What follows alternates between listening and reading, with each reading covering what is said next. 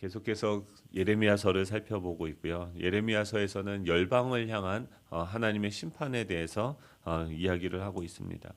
49장은 그 가나안 땅을 둘러싸고 있는 그 5개 족속을 향한 하나님의 심판을 선포하고 있습니다. 특별히 오늘 본문은 이 암몬 자손에 대한 말씀을 이야기하고 있습니다. 이 암몬은 그 이스라엘 아브라함의 조카 그 롯의 작은 딸을 통해서 낳은 그 베냐민의 후손들이 세운 나라입니다. 즉 이 아브라함의 조카 뿌리가 같은 거예요. 그리고 거기서 나와서 이 베냐민의 후손들이 세운 나라로서 그 요단강 동편에 그들은 위치하고 있었습니다.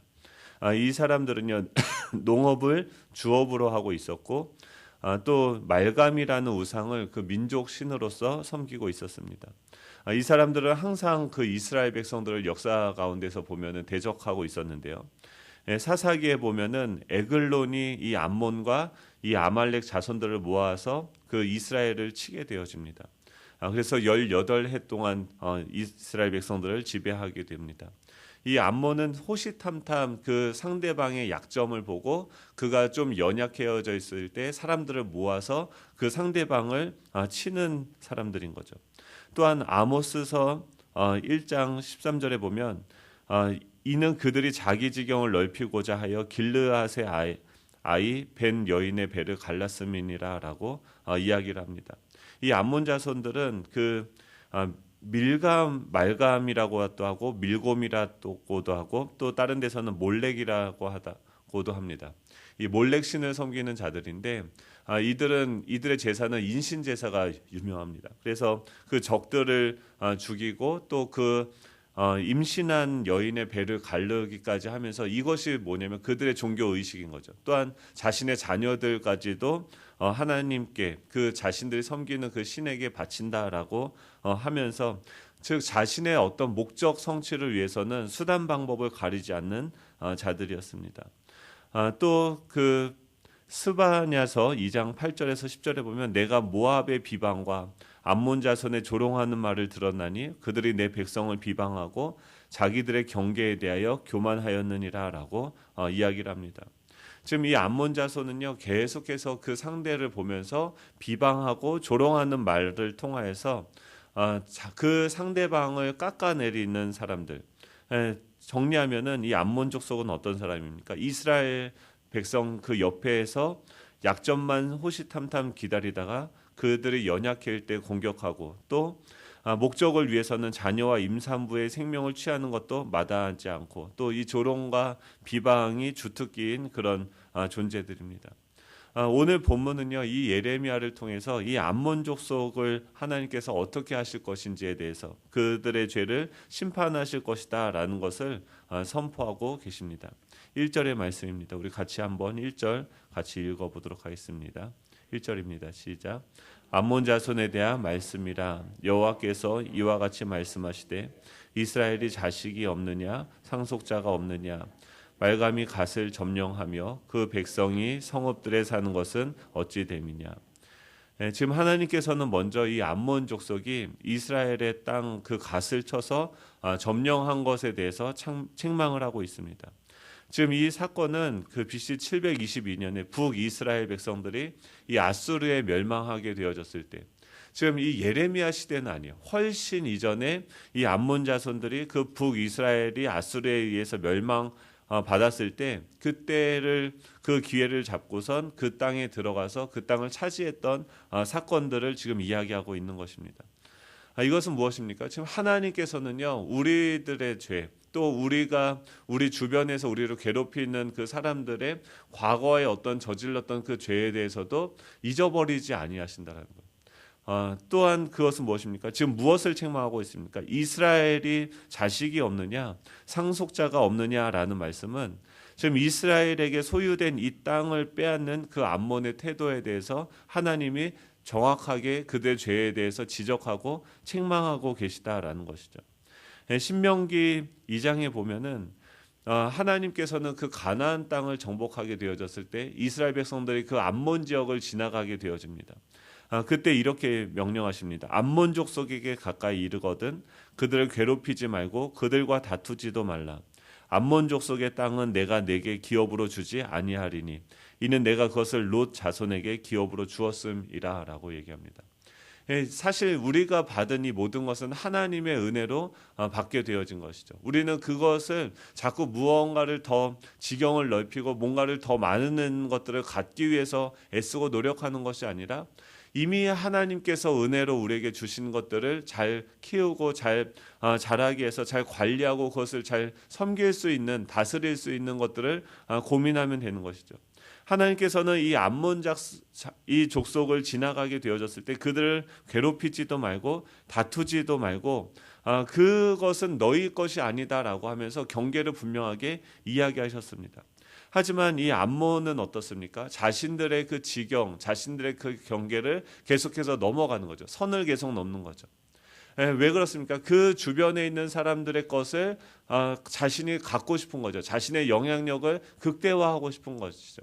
자신에게 주어진 그 지위와 그 위치에서 만족하며 성실하게 그 하나님의 뜻을 이루어가는 것이 아니라 자신이 하나님이 되어서 자신의 영향력을 극대화하려고 하는 그런 일들이 이 암몬 자손 가운데 있었다라는 것입니다. 그래서 그 옆에 있는 지체들이 어려움을 당할 때 그를 돕고 그를 세워주는 것이 아니라 그를 살리는 것이 아니라 그를 공격해서 그의 소유를 빼앗게 되어집니다. 2절입니다. 2절 우리 같이 읽겠습니다. 시작. 여호와의 말씀이니라. 그러므로 보라 날이 이르리니 내가 전쟁 소리로 암몬 자손의 라빠에 들리게 할 것이라. 라빠는 페어덤이 언덕이 되겠고 그 마을들은 불에 탈 것이며 그때 이스라엘은 자기를 점령하였던 자를 점령하리라. 여호와의 말씀이니라. 지금 여기서 그러므로 보라라고 이야기합니다. 그러므로는 무엇입니까? 지금 암몬 족속이 이스라엘 땅을 점령한 것으로 인하여서 지금 그러므로 보라 날이 이르리니라고 얘기하는데 때가 있다는 거예요. 그 사람들을 심판하시는 하나님께서 이스라엘 백성들을 대신해서 암몬 자손에게 보복하시는 그 때가 있다라고 이야기를 하는 것이죠. 그들은 이스라엘 땅을 점령한 것으로 인하여서 전쟁에 겪게 될 것을 지금 하나님은 이야기하고 있습니다. 그러므로 이 암몬 족속은 이 하나님의 심판의 도구로 사용될 그 침략군에 의해서 전쟁을 겪게 되어 결국 황폐하게 될 것이다라고 심판을 선포하고 있습니다. 2절 끝에 보면은 그때 이스라엘을 자기를 점령하였던 자를 점령하리라라고 이야기하면 지금 훗날 바벨론에서 돌아온 이스라엘 백성들이 다시 이 땅을 찾게 되어질 것이다. 그때 우리는 연약하여서 빼앗기고 뭔가 소실되어졌지만 하나님께서는 그것을 회복시키시는 일을 하실 것이다라고 이야기하는 거죠. 3절입니다. 3절 같이 읽습니다. 시작. 헤스보나 슬피 울지어다. 아이가 황폐하였도다. 너희 라빠의 딸들아 부르짖을지어다. 굵은 배를 감고 애통하며 울타리 가운데에서 허둥지둥할지어다. 말감과 그 제사장들과 그 고관들이 다 사로잡혀 가리로다. 3절에서는 이 암몬 족속이 얼마나 비참하게 심판을 당할 것인지에 대해서 묘사를 하고 있습니다. 이 암몬 왕 말감과 또 제사장들과 이 고관들이 모두 포로로 잡혀갈 것이고 또 그 땅 전역에 이 애통함이 있을 것이다라고 이야기를 하고 있습니다. 암몬 4절이죠. 4절도 같이 읽겠습니다. 시작. 패역한 딸아 어찌하여 골짜기 곧 내 흐르는 골짜기를 자랑하느냐. 내가 어찌하여 재물을 의뢰하며 말하기를 누가 내게 대적하여 오리려 하느냐. 지금 이 암몬 족속은요 계속해서 그 어떤 자신이 있었습니다. 왜 그러냐면 그 누구도 자신들의 나라를 침범하지 못할 것이다라고 큰 소리를 쳤습니다. 왜냐하면 이 암몬의 수도인 이 라빠는요 많은 골짜기로 둘러싸인 이 천연의 요새였습니다. 그들은 지정학적으로 굉장히 유리한 지점이 있었던 거죠. 해발 900m의 고지에 세워진 이 라빠 성은 많은 골짜기로 둘러싸여 있어서 다른 사람들이 쉽게 공략할 수 없는 그런 곳에 살고 있었습니다. 그래서 그들은 자신들의 힘과 재물을 의지하면서 그 누구도 자신들을 공격할 수 없다라고 자랑했던 것이죠. 이 그들을 향해서 지금 하나님 뭐라고 합니까? 패역한 딸아라고 얘기합니다. 그 옛날 버전에서는 이 타락한 딸아라고 이야기를 했는데 지금 이 롯의 자손인 그들도 지금 하나님께서는 자신이 낳은 그 딸로서 생각하시는 것 같아요. 그런데 그들은 무엇입니까? 패역하고 타락하게 되어진 거죠. 여기서 패역하고 타락했다는 것은 무엇입니까? 이 하나님이 우리의 산성이 되시고 우리가의 방패가 되시고 우리의 무기가 되신다라는 것을 믿지 아니하고 지금 자신이 가지고 있는 어떤 장점들을 그것이 자기를 보호해 줄 것이다라고 생각하고 자신은 넘어지지 않을 것이다라고 자신을 의지하게 되어지는 거죠. 암몬은 그런 자랑들이요. 결국은 어떻게 됩니까? 암몬의 지금 자랑하고 있는 그 자랑들은 결코 더 이상 계속되어지지 못할 것이다라고 이야기합니다. 또한 하나님의 심판이 임하는 그 날에는 그들이 자랑하고 의지했던 그 재물과 또 그 지리적인 요건들이 그들을 지켜주지 못할 것이다라고 이야기를 하고 있습니다. 내가 어찌하여 재물을 의뢰하며 말하기를 누가 내게 대적하여 오리어 하느냐라고 이야기합니다. 5절 6절입니다. 같이 읽겠습니다. 시작. 주 만군의 여호와의 말씀이니라. 보라 내가 두려움을 내 사방에서 내게 오게 하리니 너희 각 사람이 앞으로 쫓겨나갈 것이요 도망하는 자들을 모을 자가 없으리라. 그러나 그 후에 내가 암몬 자손의 포로를 돌아가게 하리라. 여호와의 말씀이니라. 결국 그들은요 하나님께서 주 만군의 여호와의 말씀이니라라고 이야기합니다. 만군의 여호와께서 보라 내가 두려움을 내 사방에서 내게 오게 할 것이다라고 이야기합니다. 이 하나님이 두려움을 일으켜서 그들의 마음을 지배하게 되어지고 결국 그들은 사방에서 공격을 받을 때 당황하고 허둥대며 각자가 목숨을 건지기 위해서 무작정 도망치게 되어질 것이다라고 이야기를 하고 있습니다. 결국 그들은 암몬 자손은 암몬을 6절에 보면은 암몬을 심판하신 후에 훗날 암몬 자손을 포로에서 돌아오게 하지만 이 다시는 역사적으로 보면 다시는 나라를 세우지 못하는 그런 민족이 되게 됩니다. 오늘 이 암몬 자손을 통해서 우리에게 말씀하시는 것이 무엇입니까? 결국 암몬은 망한다라는 거예요. 자기를 의지하고 자신의 어떤 장점들을 자랑하면서 타인의 그 약점을 호시탐탐 노리고 비웃고 비방하고 조롱하는 자, 목적을 이루기 위해서 수단 방법을 가리지 않는 그 자들은 결국 하나님의 심판을 당한다, 망한다라는 거죠. 이 잔머리로 어떤 기술로 기교로서 우리는 살아갈 수 없다라는 것입니다. 하나님은 우리가 살다 보면 이런 거죠. 우리가 살다 보면 억울하고 또 이렇게 암몬 자손과 같이 이 동쪽에서 지금 이 바벨론에게 아수르에게 고통을 받고 있는데 옆에서 그것을 보면서 낄낄대고 웃으면서 비방하는 사람들이 있습니다. 그걸 보면 얼마나 속상하고 마음이 아픕니까? 그런 사람이 있을 때 하나님께서 왜 지금 이것을 기록합니까? 하나님께서 그것을 심판하신다는 거예요. 이 말은 뭐냐면 우리가 심판자가 아니라는 거예요. 그런 사람들이 우리를 비방하고 조롱한다 할지라도 우리가 싸워야 되는 대상은 무엇입니까? 에베소서 6장 12절에 보면 우리의 씨름은 혈과 육을 상대하는 것이 아니요 통치자들과 권세들과 이 어둠의 세상 주관자들과 하늘에 있는 악의 영들을 상대함이라라고 이야기하는 거죠. 우리 지금 이스라엘 백성들이 망한 것도요. 이 암몬 때문에 망한 게 아닙니다. 암몬 때문에 쓰러진 게 아니죠. 옆에서 아무리 조롱하고 비방한다 할지라도 지금 이스라엘 백성들과 하나님과의 그 관계 속에서 하나님을 신뢰하고 하나님께 순종했다고 하면 하나님이 맡기셨던 이 제사장 나라로서 하나님의 그 거룩한 백성으로서 살아갔다고 하면 하나님은 여전히 그들을 보호하시고 그들을 통해서 자신의 영광을 나타내셨겠죠. 우리의 생사화복은요, 우리 주변에 있는 상황이나 그 사람들에게 달려있는 것이 아닙니다. 중요한 것은 무엇입니까? 그 옆에서 아무리 조롱하고 비방한다 할지라도 나의 약점을 가지고 공격하고 자기가 잘났다고 맨날 자랑한다 할지라도 그 사람들을 주목하는 것이 아니라 그 사람들은 어떻게 됩니까? 오히려 불쌍히 여겨야죠.